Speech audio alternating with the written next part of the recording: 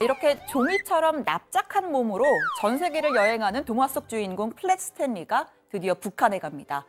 미국 폼페이오 국무장관의 4차 방북이 처음 거론된 지난 8월, 국무부는 플랫 스탠리에게 평양 여행을 시켜줄 거라고 얘기했었죠. Do you think this is the first Plaid Stanley to head to North Korea? It looks a little like Kim Jong-un. But are you going to bring the Elton John CD? I don't have anything that I'm bringing along with me other than some comfortable clothes. 하지만 북미 협상이 교착 상태에 빠지면서 폼페이오 장관 방북도 미뤄졌습니다. 이렇게 플랫 스탠리의 평양 여행이 무산되는 듯 했는데요. 9월 제3차 남북 정상회담과 유엔 총회, 그리고 2차 북미 정상회담까지 가시화되면서 사전 담판을 지을 폼페이오 장관 방북이 확정됐습니다. Secretary Pompeo will travel to Japan, North Korea, the Republic of Korea, and China from October 6th to the 8th. In Pyongyang on October the 7th, the Secretary will meet with Chairman Kim. These conversations are going in the right direction, and we feel confident enough to hop on a plane. 네, 어제 발제에서 종전선언에 연연하지 않겠다던 북한의 논평을 소개하면서 북미 간 삿바 싸움이 사뭇 치열하다는 얘기를 했었는데요. 미국은 영변 핵시설 플러스 핵 신고까지 내놔라.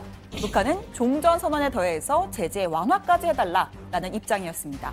이 상황에서 방북이 확정됐다는 건 폼페이오 장관이 뭔가 전향적인 카드를 들고 간다는 거겠죠. I don't want to prejudge precisely where we'll end up. But make no mistake about it, there is real progress being made, and we're going to continue to work at it until the point in time where, as the President says, we could be wrong. It may not happen, but until such time as we conclude we can't get this done, we're going to continue to drive to achieve the progress, continue the progress which we've already made. 방북이 당일치기로 진행되는 것도 북미가 의견 조율을 상당 부분 마쳤다는 방증일 수 있습니다. 2차 북미 정상회담 장소와 의제에 대한 두 정상의 생각을 최종 컨펌하는 단계로 해석이 됩니다. 전후로에선 일본, 한국, 중국 세 나라를 차례로 방문하는데요. 방북 직후 문재인 대통령과 강경화 외교부 장관을 직접 만나서 성과를 공유할 예정입니다. 청와대도 한반도 평화 로드맵에 청신호가 켜졌다며 기대감을 드러냈습니다. 문 대통령이 판을 보고 난 상황에서 북미가 직접 문제를 풀어야 하는 만큼 대화를 지켜보겠다.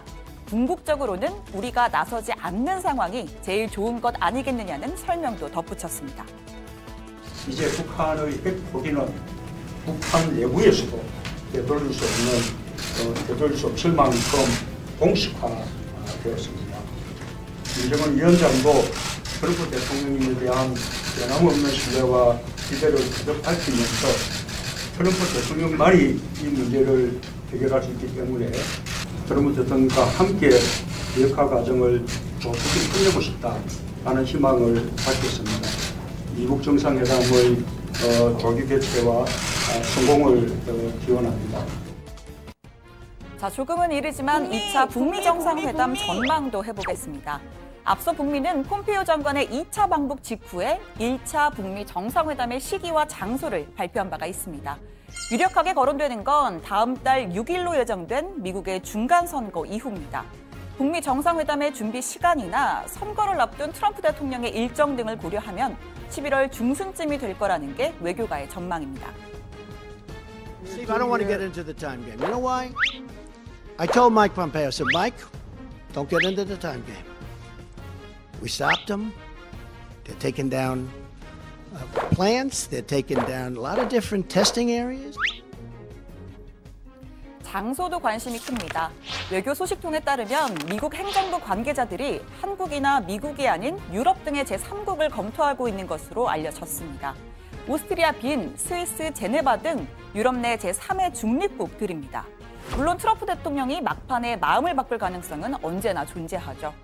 2차 정상회담에서 종전선언까지 이어진다면 판문점이야말로 베스트다라는 의견도 있습니다. 미국 내 한반도 전문가 9명을 상대로 설문조사를 했는데 판문점이 가장 많은 추천을 받았습니다. 만약 남북미가 함께 종전선언을 한다면 판문점 개최가 타당성이 있고 종전이라는 상징의 측면에서도 제격이라는 평가입니다. 이 외에도 겨울철 날씨를 고려해서 하와이, 트럼프 대통령의 별장인 캠프 데이비드, 또 북미와 모두 친밀한 몽골의 울란바토르 등이 거론됐습니다.